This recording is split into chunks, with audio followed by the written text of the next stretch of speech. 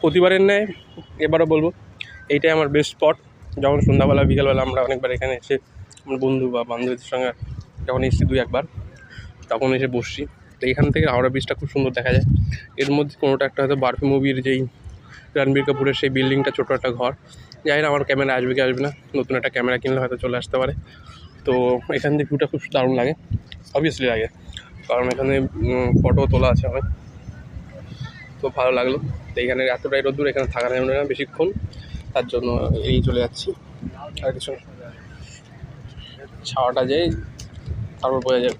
যাক, জলটা খাওয়া হয়নি, ঝালমুড়ি আর যাচ্ছে না জল না খেয়ে, জল খেতে যাবে, যে ছায়া একটু বসবে। এবার অনেক খাওয়া দাওয়া হলো, এবার জল টল খেয়ে একটু বসবো, আবার ট্রেন আসলে উঠে চলে যাবো।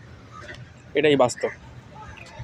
তো বাস্তবতার সাথে চললে সুখ দুঃখ কোনোটাই ওভার এক্সাইটেড হওয়া যায় না, মানে হতে হয় না আর কি।